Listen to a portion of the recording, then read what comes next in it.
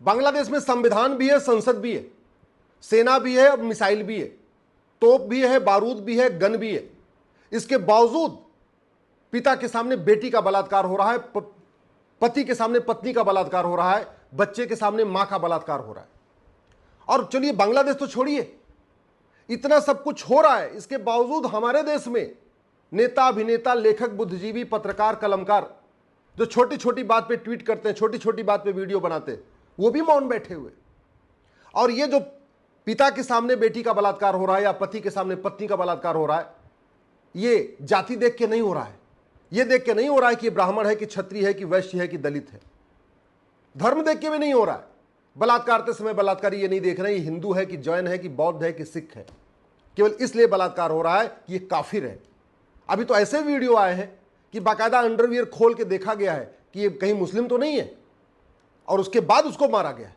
आप सोच सकते हैं कि अंडरवियर खोल खोल के देख देख के मारा जा रहा है। जहां क्लियर है कि हाँ ये हिंदू, जैन, बौद्ध, सिख है, उसको तो मार दे रहे हैं, लेकिन जहां डाउट हो रहा है वहां पे अंडरवियर खोल के चेक कर रहे हैं कि हाँ ये हिंदू ही है कि नहीं है। और हमारे देश में इसके बावजूद संसद में तू मैं हो रहा है, आरोप प्रत्यारोप हो रहा है, नूरा कुश्ती हो रही, बतौलेबाजी हो रही, तू चोर मैं सिपाही का खेल हो रहा है। बांग्लादेश में हिंदू, जैन, बौद्ध, सिख खौफ के साए में जी रहे हैं। इसके बावजूद हमारी मीडिया, हमारी खबर पालिका विनेश फोगाट के मेडल की चिंता कर रही है। शर्म नहीं आती? इतना सब होने के बावजूद अगर आप शांत हैं तो इसका मतलब आपका मानसिक खतना हो चुका है। इतना जो कुछ बांग्लादेश में हो रहा है, इसके बावजूद अगर आपकी आत्मा झकझोर नहीं रही है तो आप इसका मतलब दल गुलाम हो चुके हैं। पॉलिटिकल पार्टी ने आपका मानसिक खतना कर दिया है, आपको पूरी तरीके से मानसिक गुलाम बना लिया है। जो कुछ बांग्लादेश में हो रहा है इसके बावजूद भी आप चुप हैं, तो आप न समाजवादी हैं, न अंबेडकरवादी हैं, न लोहियावादी हैं, आप कुछ नहीं हैं, न गांधीवादी हैं, आप बहुत बड़े पाखंडी हैं। जो कुछ बांग्लादेश में हो रहा है अगर आप उसके बावजूद भी चुप हैं तो वास्तव में आप नेता कहलाने के लायक नहीं है, आप अभिनेता कहलाने के लायक नहीं है, आप अपने आप को समाज का प्रतिष्ठित आदमी मत मानिए। और एक बात याद रखिएगा, ये जो बांग्लादेश में हो रहा है ये पहली बार नहीं हो रहा है। ये जो बांग्लादेश में हुआ है यही पहले अफगानिस्तान में हुआ था, अफगानिस्तान भी भारत का हिस्सा था। ये जो बांग्लादेश में हो रहा है यही पाकिस्तान में हुआ था और पाकिस्तान भी भारत का हिस्सा था। ये जो बांग्लादेश में हो रहा है ये मालदीव में हुआ था, मालदीव भी भारत का हिस्सा था। ये जो बांग्लादेश में हो रहा है ये कश्मीर में हुआ था और कश्मीर भी भारत का आज भी हिस्सा है। और जो आज बांग्लादेश में हो रहा है ये बाबर के समय में भी हुआ था, हुमायूं के समय में भी हुआ था, तुगलक के समय में भी हुआ था, गोरी के समय में भी हुआ था, गजनी के समय में भी हुआ था, अकबर के भी समय हुआ था। आज जो बांग्लादेश में हो रहा है ना ये आज की कोई पहली घटना नहीं है। ये जो बांग्लादेश में हो रहा है ये सीरिया में भी हुआ है, यमन में भी हुआ है, यजीदियों के साथ भी हुआ है और भी कई देशों में हो चुका है। इसके बावजूद समस्या के मूल कारण की चर्चा नहीं हो रही, इस समस्या के अस्थायी समाधान की चर्चा नहीं हो रही है। नरसंहार होता जा रहा है, इसके बावजूद दुकानें लूटी जा रही हैं, शोरूम लूटे जा रहे हैं, खेतों पे कब्जा किया जा रहा है, घरों पे कब्जा किया जा रहा है। बड़े बड़े हवेली वाले बेघर बन चुके हैं। जो बेचारे आराम से अपने घर में रह रहे थे आज वो सड़क पे आ चुके हैं और इसके बावजूद उनकी बहन बेटियां सुरक्षित नहीं है। कभी सोचा आपने कि वो पत्नी अपने पति से आंख कैसे मिलाएगी जिसके सामने उसका बलात्कार हो चुका है? कभी आपने उस पिता की मजबूरी सोचा जिसके सामने उसकी बेटी का बलात्कार हो रहा है और पिता असहाय है? कभी आपने सोचा उस बच्चे से अपनी मां कैसे आंख मिलाएगी जिसके सामने उसका बलात्कार हुआ है, सामूहिक बलात्कार हुआ है? अरे कुछ तो शर्म कर लो, कुछ तो अपनी आत्मा को जगा लो। पार्टियों की गुलामी कब तक करोगे? नेताओं की गुलामी कब तक करोगे? और अगर तुम सोच रहे हो कि जो बांग्लादेश में हुआ है ये भारत में नहीं होगा, तुम्हारी बहुत बड़ी भूल है। जो बांग्लादेश में हुआ है वो कश्मीर में हो चुका है, जो बांग्लादेश में हुआ है वो भारत में भी होगा अगर अभी भी तुम दल गुलामी नहीं करोगे, दल गुलामी नहीं छोड़ोगे। अभी अगर तुम्हारा मानसिक खतरा भी जारी रहा ना तो जो बांग्लादेश में हुआ है वो यहां होगा। मैं हाथ जोड़ के निवेदन कर रहा हूं, छोड़ दो दल गुलामी, छोड़ दो पार्टियों की गुलामी, कठोर कानून की मांग करो। ये जो मुगलिया जो स्कूल चल रहे हैं भारत में, 5 लाख से ज्यादा मुगलिया स्कूल चल रहे हैं जिसमें नफरत सिखाई जा रही है, उनको खत्म करवाने भारत में समान शिक्षा लागू करने की मांग करो। कम से कम 10वीं तक one nation one education board हो, वन नेशन वन सिलेबस हो, वन नेशन वन करिकुलम हो। छोड़ दो पॉलिटिकल पार्टियों की गुलामी। यहां पे भारत में समान नागरिक संहिता लागू करने की मांग करो। समान धर्मस्थल संहिता लागू करने की मांग करो, समान जनसंख्या संहिता लागू करने की मांग करो, घुसपैठ के खिलाफ कठोर कानून की मांग करो। हमारा कानून सड़ा हुआ है, इसलिए 5 करोड़ घुसपैठिए तो 2017 में आ गए थे, अब तो ये 5.5 करोड़ हो चुके और कोई घुसपैठिया निकाला नहीं जा रहा है। किसी एक राज्य से घुसपैठिया कोई नहीं निकाला नहीं जा रहा है। यह कड़वी सच्चाई बता रहा हूं। छोड़ दो पार्टियों की गुलामी, छोड़ दो नेताओं की गुलामी, और जिन नेताओं के भरोसे बैठे हुए हो, जिन पॉलिटिकल पार्टियों के भरोसे बैठे हुए हो, ये कुछ नहीं, तुम्हें बचाने नहीं आएंगे। बांग्लादेश में हत्या बलात्कार हो रहा है, कोई पॉलिटिकल पार्टी उनको बचाने आ रही है क्या? जो वहां हिंदू जैन बौद्ध सिख 1 करोड़ से ज्यादा आज की डेट में सड़क पे आ गए हैं, वो भी वोट देते थे, वो भी पॉलिटिकल पार्टियों के सदस्य थे।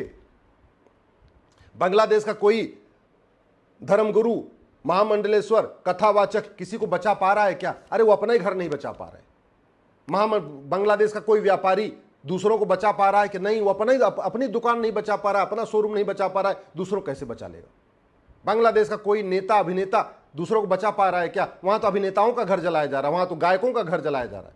अभी जलाया गया ना बांग्लादेश में। तो अगर तुम किसी नेता के भरोसे बैठे हो, किसी अभिनेता के भरोसे बैठे हो, किसी लेखक के भरोसे बैठे हो, बुद्धिजीवी के भरोसे बैठे हो, किसी कलाकार के भरोसे बैठे हो, सुबह से लेकर शाम तक किसी पत्रकार के लिए ताली बजाते रहते हो, तो तुम बहुत बड़े गफलत में हो। तुम्हें समझ में नहीं आ रहा है कि इस समस्या का स्थायी समाधान क्या है। इस समस्या का स्थायी समाधान है भारत में 1 nation 1 education board, 1 nation 1 syllabus, 1 nation 1 curriculum. दूसरा कोई समाधान नहीं। जब तक ये पाक नापाक की सोच खत्म नहीं होगी, तब तक अराजकता खत्म नहीं होगी, तब तक हिंसा बलात्कार नहीं रोकेगा। और पाक नापाक की सोच बचपन से आती है, स्कूल से आती है, इसलिए नफरती स्कूलों को बंद करना पड़ेगा, समान शिक्षा लागू करना पड़ेगा। जब तक ये विशेष दर्जा चलेगा, विशेष तालीम चलेगी, विशेष स्कूल चलेगा, तब तक पाक नापाक की सोच नहीं बंद होगी। पाक नापाक की सोच के लिए समान शिक्षा के समान नागरिक संहिता भी लागू करना पड़ेगा। घुसपैठियों को भगाने के लिए घुसपैठियों और उनके मददगारों की 100% संपत्ति जब्त करने, नागरिकता खत्म करने, आजीवन कारावास, फांसी देने के लिए कानून बनाना पड़ेगा। धर्मांतरण को रोकने के लिए धर्मांतरण कराने वाले और उनके मददगारों की 100% संपत्ति जब्त करने, नागरिकता खत्म करने, आजीवन कारावास, फांसी के लिए कानून बनाना पड़ेगा।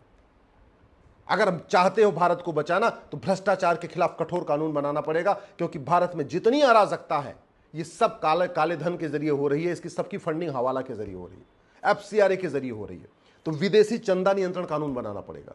हमारी यंग जनरेशन को जो नशे में डुबोया जा रहा है, बर्बाद किया जा रहा है, उसके लिए नशे के खिलाफ कठोर कानून बनाना पड़ेगा। और खुद भी सोच लो कि जितनी अराजकता बांग्लादेश में है, इतनी अराजकता दुबई में क्यों नहीं है, इतनी अराजकता कुवैत में क्यों नहीं है, इतनी अराजकता अरब में क्यों नहीं है? क्योंकि दुबई, अरब, कुवैत का कानून कठोर है। ऐसा नहीं है कि वहां पे सब लोग रहते हैं वहां पे। आप कभी सुना कि दुबई में भी हिंदू जैन बौद्ध सिख का घर जलाया गया हो? कभी सुना आपने कि कुवैत में हिंदू जैन बौद्ध सिख का घर जलाया गया हो? कभी आपने सुना कि अरब में हिंदू जैन बौद्ध सिख का घर जलाया गया? नहीं जलाया गया। क्यों? कानून इतना कठोर है। सठे साठ्यम समाचरेत, भय बिन होय न प्रीत। भारत को बचाना है तो भारत में जस्टिस विद इन ईयर लागू करना पड़ेगा, कठोर कानून बनाना पड़ेगा और जस्टिस विद इन ईयर लागू करना पड़ेगा। भारत में अगर बचाना है तो ये जो जाति का जहर घोलने वाले नेता हैं, भाषा का जहर घोलने वाले नेता हैं, क्षेत्र का जहर घोलने वाले नेता हैं, इनको तिहाड़ में डालना पड़ेगा, जेल में डालना पड़ेगा। और वो जेल में तभी जा पाएंगे जब कठोर कानून होगा। जब तक ये पाखंडी, ये जो हजारों करोड़ की कालाधन बेनामी संपत्ति इकट्ठा करके और सफेद टोपी पहन के जो संसद में पहुंच रहे हैं, जब तक ये नहीं रुकेंगे, तब तक भारत में अच्छा कानून नहीं बन पाएगा। अच्छा कानून तब बनेगा जब अच्छे लोग संसद में जाएंगे, और अच्छे लोग संसद में तब जाएंगे जब बुरे लोग तिहाड़ में जाएंगे। जब तक बुरे लोग बाहर बैठे हुए हैं, ये अच्छे लोगों को संसद पहुंचने नहीं देंगे। और अच्छे लोग संसद तब पहुंचेंगे जब आप पार्टियों की गुलामी छोड़ोगे, आप नेताओं की गुलामी छोड़ोगे और खुल के बोलना शुरू करोगे, सच को सच बोलना शुरू करोगे। मुझे समझ में नहीं आता, जिनको चुनाव लड़ना है अगर वो मीठा झूठ बोलते हैं, समझ में आती बात। अरे आप क्यों सच, क्यों आपको क्या, आपको चुनाव लड़ना है क्या? आपको पार्षद बनना है कि प्रधान बनना है कि सांसद बनना है कि विधायक बनना है? अगर बनना है तो ठीक है, फिर भी मीठा झूठ बोलते रहो। नहीं बनना है तब तो सच बोल दो, तब तो सही बात बोलो, तब तो कम से कम अपने फेसबुक पे सच्चाई लिखो, अपने ट्विटर पे सच्चाई लिखो, अपने इंस्टाग्राम पे सच्चाई लिखो। फिर क्या दिक्कत है? एक बात याद रखना, दुर्योधन का ननिहाल गंधार भी भारत था, राजा भरत का ननिहाल कैकेयी भी भारत था, मालदीव भी भारत था। हर जगह से हिंदू खत्म हो चुके हैं। भारत के 9 राज्यों से हिंदू खत्म हो चुके हैं। 200 जिलों, 800 जिलों में से 200 जिलों में खत्म हो चुके हैं। 6000 तहसील में से 1500 तहसीलों में ख़त्म हो चुके हैं। अभी भी अगर मानसिक खतना जारी रहा, अभी भी दल गुलामी नहीं छोड़ी, अभी भी पार्टियों की गुलामी नहीं छोड़ी, अभी पाखंडियों को एक्सपोज नहीं किया और अभी भी कठोर कानून की मांग नहीं किया, तो जैसे आज बांग्लादेश में पिता के सामने बेटी का बलात्कार हो रहा है, पति के सामने पत्नी का बलात्कार हो रहा है, भाई के सामने बहन का बलात्कार हो रहा है, बच्चे के सामने माँ का बलात्कार हो रहा है, ऐसे ही पहले कश्मीर में भी हुआ था और ऐसे ही बाकी भारत में भी होगा। साजिश बहुत तगड़ी है और उस साजिश का एक ही तरीका है, अधर्म का नाश करने के लिए कठोर कानून बनाए जाए।